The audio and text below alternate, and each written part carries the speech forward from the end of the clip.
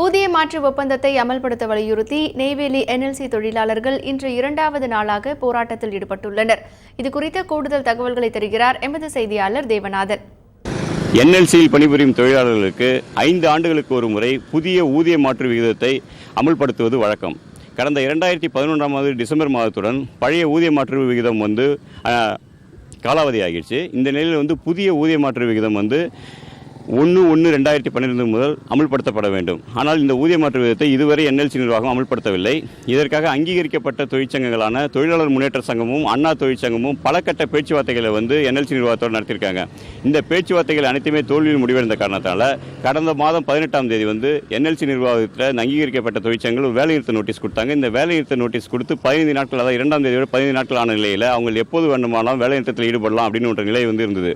இந்த நிலையில் என்எல்சி நிர்வாகம் சார்பில் சென்னை உயர்நீதிமன்றத்தில் இந்த தொழிற்சங்கங்கள் வேலைநிறுத்தத்தில் ஈடுபடுறதுக்கு ஒரு தடை உத்தரவு வாங்கியிருந்தாங்க.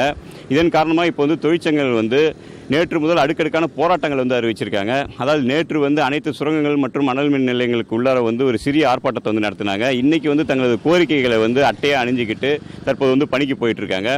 இந்த நிலையில் ஒரு திங்கட்கிழமையிலேருந்து அவங்க வாயிற் கூட்டங்கள் மற்றும் தெருமுனை கூட்டங்கள், உண்ணாவிரதம் போன்ற போராட்டங்கள் அறிவிச்சிருக்காங்க. நாளைக்கு உணவு மறுப்பு போராட்டம், அதாவது அங்கே என்எல்சி சுரங்கங்கள் மற்றும் அனல் மின் நிலையில் இருக்கும் கேண்டீனில் உணவுகள் சாப்பிட மாட்டோம் அப்படின்னு சொல்லிட்டு நாளைக்கு ஒரு போராட்டத்தை அறிவிச்சிருக்காங்க. இந்த மாதிரியான தொடர் போராட்டங்கள் 18ஆம் தேதி வரைக்கும் நீடிக்குது. 18ஆம் தேதிக்குள்ளார நிர்வாகம் ஒரு சுமூகமான நிலையை எட்டலை அப்படின்னா அதன் பிறகு நீதிமன்ற தடையை மீறி போராட்டம் நடைபெறும் அப்படின்னு சொல்லிட்டு தொழிற்சங்கங்கள் சார்பில் தெரிவிச்சிருக்காங்க.